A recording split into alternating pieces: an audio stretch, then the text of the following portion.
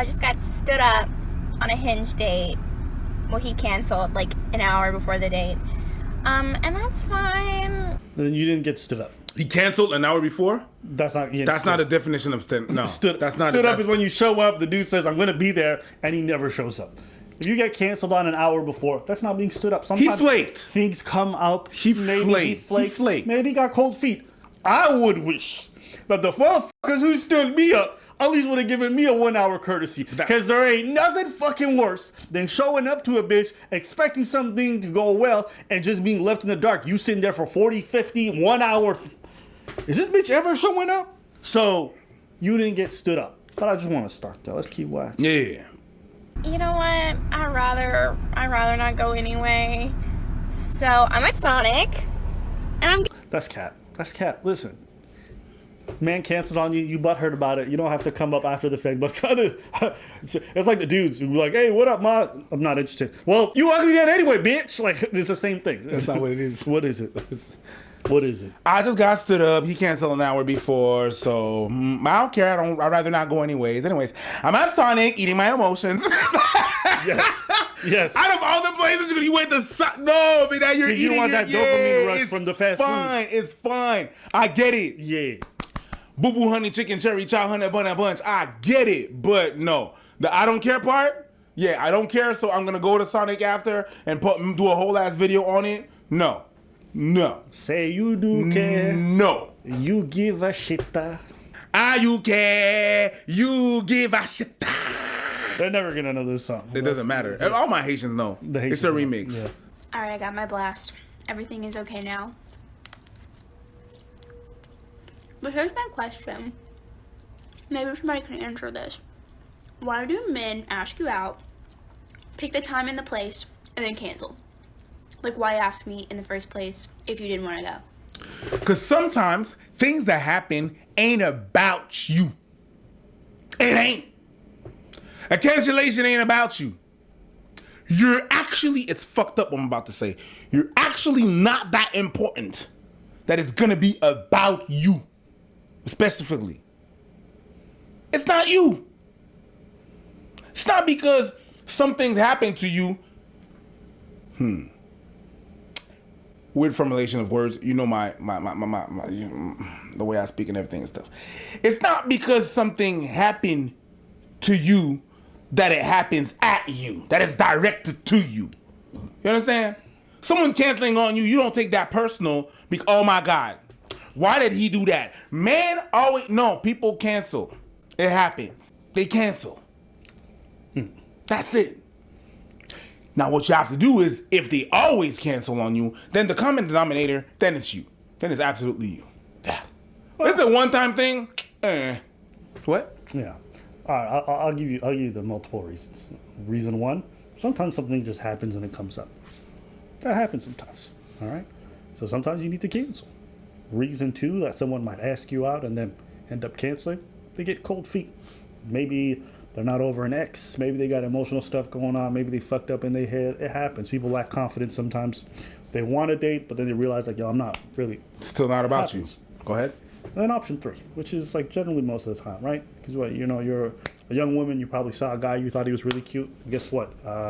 While he might have been the guy you were really interested in, you were one of the many women he was interested in, okay? When it comes to online dating, there are certain men who get most of the dates and get most of the options. And so people gravitate towards these profiles because these guys are very endearing. It's kind of tough to realize that the guy that you're really interested in is only partially interested in you.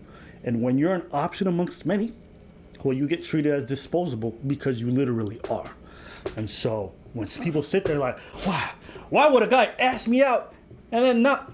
For one of the many reasons I just named, it happens all the time. And it's still not about you. Right. Even if you're not, even if you're an option. It is.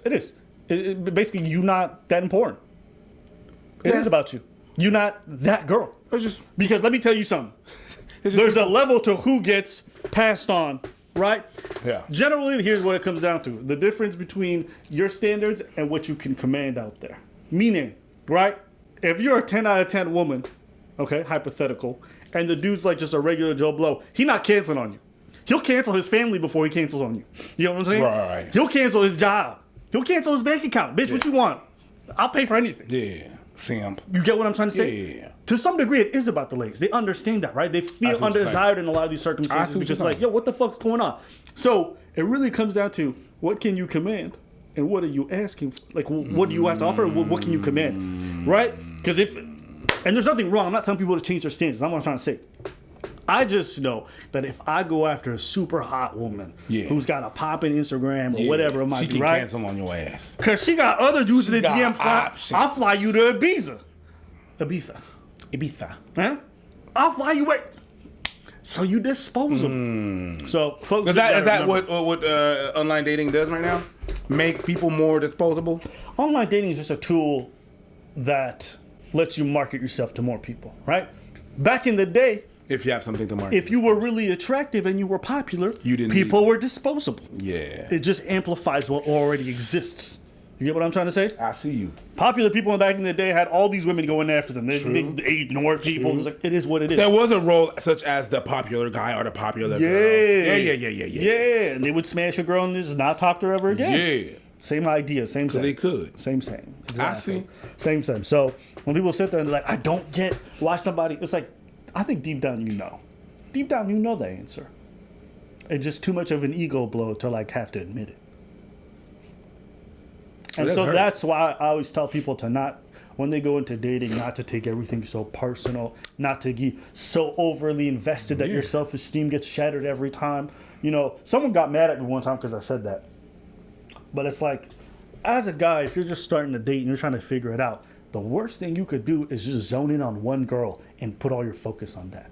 The reason being is if things go south, which vast majority of the time they do, as a young average man, you're going to be devastated. Whereas, you know, if you keep your eggs in a few different baskets and the people who reciprocate interest and really show you reciprocate back and there's a mutual, that's much better. Generally, people get really butthurt over the fact that a date didn't work out because they put so many eggs in that basket. Yep.